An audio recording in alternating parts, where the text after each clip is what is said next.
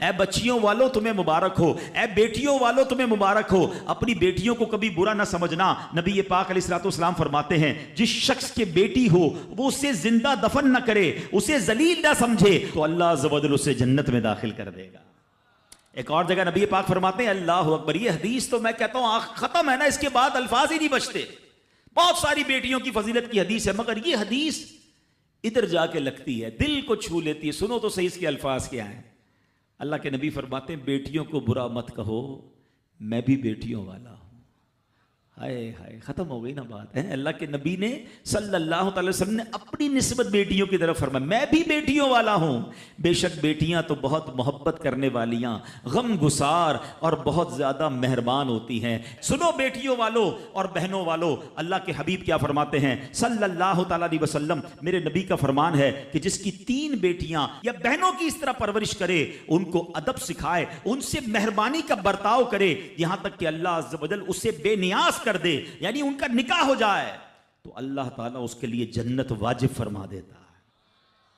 یہ ارشاد سن کر ایک صحابی کھڑے ہو گئے ہیں۔ صحابہ کے سوال بھی بڑے کمال کے ہوتے ہیں۔ یقین کرو ہمارے بہت سارے کام سیدھے جو ہے نا، ہمارے لیے بہت ساری آسانیاں صحابہ کے سوالات نے کر دی۔ اب ہو سکتا ہے یہاں میرا کوئی بھائی ایسا بیٹھا ہو جس کی 3 بیٹیاں نہ ہوں، وہ کہتا ہے میری تو 2 ہیں۔ صحابی نے سوال کیا حضور اگر کسی کی 2 ہوں تو اللہ، اور 2 لڑکیوں کی پرورش کرے تو ارشاد فرمایا اس کے لیے بھی یہی اجر و ثواب ہے۔ راوی فرماتے ہیں یہاں تک کہ اگر ایک بیٹی کا بھی لوگ ذکر کرتے تو نبی پاک اس کے بارے میں یہی فرماتے۔ مگر ایک روایت اور بھی موجود ہے کہ ایک صحابی نے کھڑے ہو کر کہا حضور اگر کسی کی 1 بیٹی ہو، اللہ کے نبی نے فرمایا 1 بیٹی ہو تو بھی جنت واجب ہو جاتی ہے۔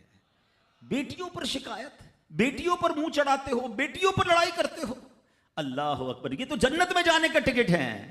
تو اپنی بیٹیوں سے پیار کریں۔ اور باپ جتنے بیٹھے نا، مجھے پتا ہے وہ میری بات کی تائید کریں گے، شاید پیدائش پہ منہ چڑھایا ہوگا کسی نے، لیکن آج بھی باپ سے زیادہ کلوز بیٹی ہی ہوتی ہے۔ پیار وہ باپ سے بیٹی ہی کرتی ہے، گھر جاؤ تو بیٹی باپ کا انتظار زیادہ کرتی ہے۔ اور اسلام عورتوں کے حقوق کی شاندار انداز سے بیان کرتا ہے۔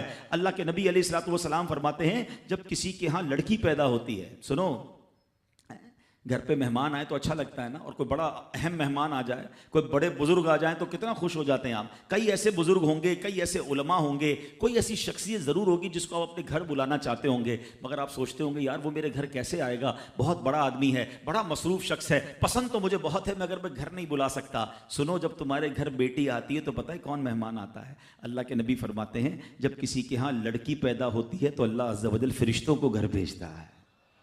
ہاں، آپ کے گھر فرشتے آتے ہیں اور کیا کہتے ہیں؟ فرشتے